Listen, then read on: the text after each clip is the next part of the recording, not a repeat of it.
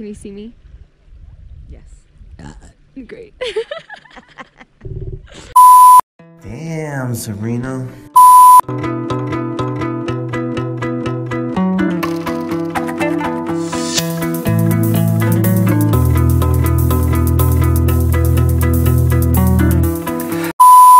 Okay, so we're now at it's not the base, but we're at the point of the Rainbow Mountains where you can't take the horse anymore. We already decided before we even got here that we were gonna rent a horse, and we did, and we made it up here in about, say, like 40 minutes or so, and the view is amazing. You can see behind me, and this is where you have to get off the horse and then walk the rest of the way up to actually get to the mountains, which still looks a bit extensive.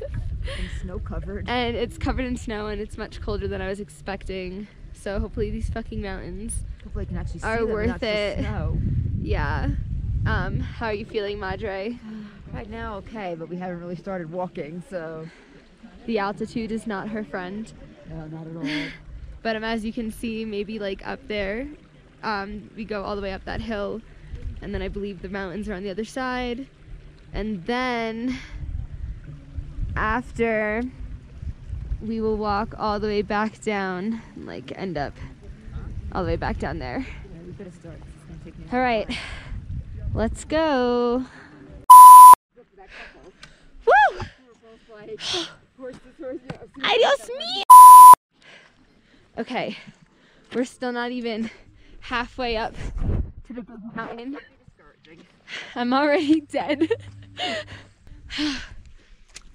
It's really muddy also, and gross. Oh, what are you doing up here? What is he doing up here? Oh god, so cute. Oh, I love him.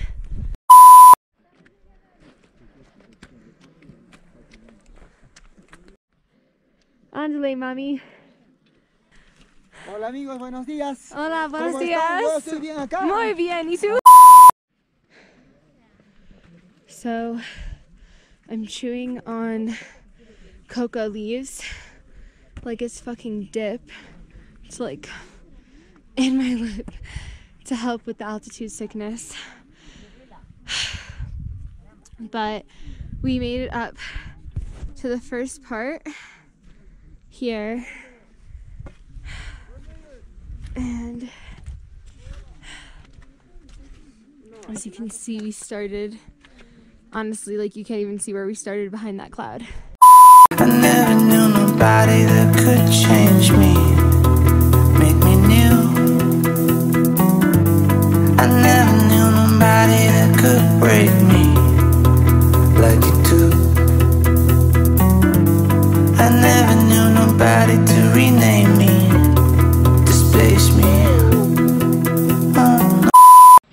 So I'm currently climbing up towards the top of this mountain behind me. Oh my god. If you look, Ma, are you okay? Ma, are you okay? Okay. My mom just busted ass. Fucking sick, bro. So the mountains are right here, but they're covered in snow, so you can't really see all the colors off in the distance. You can see it better. I'm gonna try to get to the top or as far as I can and see, because I feel like I already hiked this far. So I want to see what's up there. So the Rainbow Mountains is one of the highest hikes in Cusco that you can do, and one of the most difficult. And you know, with altitude sickness and everything and not being adjusted to this kind of conditions, it does make breathing a bit harder than most people would like. You know, if it was a bit clear out, I think it would be better. I definitely would recommend doing this not in the rainy season. I think that you'll get a better view. Right now we're in like the peak rainy season for Cusco, so that's why there's so much fog and snow and rain. I never knew nobody that could shame me, erase me like you do. I never thought that something more awaits me. I never knew that someday love will take me.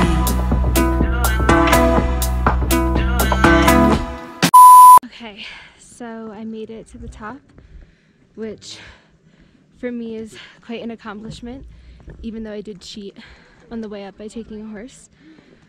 I think we're at about nearly 5,000 meters high, and now I just need to worry about getting down, which, as you can see behind me, is quite steep.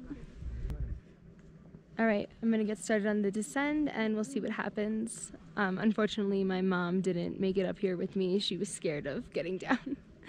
And now it's starting to rain more, so I understand why. I never knew nobody could do it like you. I never knew nobody could do it like you.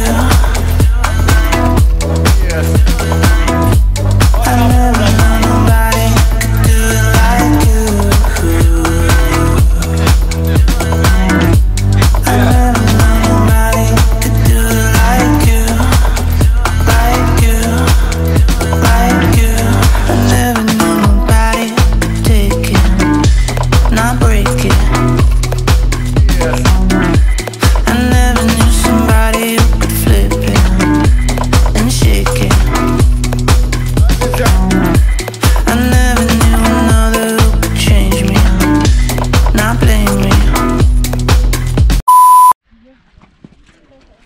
So here with this rock, you can see this is how the colors of the mountains actually look when they're not covered in snow.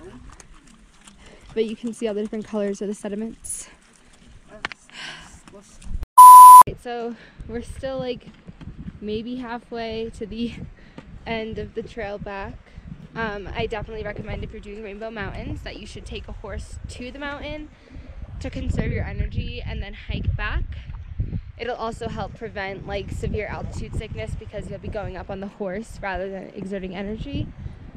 And on the way back, you get to really take in this amazing view of the mountains and the greenery and all the sedimentary rocks. And there's also some like sheep and llamas and acunas and things like that at the bottom too, which is really, you hear them like bawling right now. So I also wanted to talk to you guys a little bit about altitude sickness because I've been mentioning it a lot in these vlogs and some of you might not be familiar with it. I, for one, have never had altitude sickness before.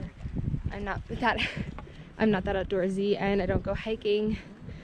The biggest hills I climb are on the Upper East Side, 103rd and Lex to be specific. That hill kills me. So if you're out of shape, when you come to a place that's set as high as Cusco, the effects of the altitude will also impair your ability to like move, like your mobility. And for me, I got medicine from my doctor for altitude sickness to help prevent it, but they also recommend drinking coca leaves here, which is what I had in my mouth earlier at the top of the mountain. And coca leaves are the leaves that make cocaine, but here and in Bolivia they're legal for sale as long as you're not making cocaine with it. So the biggest challenge for me with altitude sickness has been the inability to take a deep breath. I really want to like just inhale and like let out a deep sigh, and like physically I can't inhale deeper than like that's it. And the headaches are weird that you get because they're not like a normal headache that you would get at home if you were just sick. It's like a pressure on your head that isn't necessarily painful but uncomfortable, and it can make you like a bit dizzy, and then like as you're exerting energy, then like it just kind of feels really uncomfortable. So other symptoms of altitude sickness include dizziness, nausea, and stomach problems, and then as well as the headache and the shortness of breath. I mean, even for me, the first few days, just talking in normal conversation while I'm sitting still was like a bit exhausting. And walking and talking right now, again, like I'm a bit short of breath, but it's not terrible. You should take it seriously and you should take precautions before you come. I definitely recommend going to a doctor and getting prescribed medicine because that helped us a lot. The guides, yeah, they will take oxygen with you on the tours that you go on, just in case, you know, it gets really bad. You know, they're not gonna let you just die. Like, they do have tanks. They also have coca leaves and some other herbs that help with the headaches and stuff. So you should be fine, but it affects everyone differently. My mom just asked me for one of those gross ass leaves. It's a coca leaf. It doesn't really taste that good. It's fine in the tea. They're pretty gross though, just in your mouth. Ew. Oh, I'm dead. Okay, so we finally made it back to the buses. I think that took like how long, an hour maybe? Maybe a little longer. Honestly, I really don't know. There's like, I have no perception of time here. It's just walking and trying to breathe. But yeah, I think we maybe get lunch and then go back to Cusco, but I'm not sure. So yeah, whew, I'm exhausted.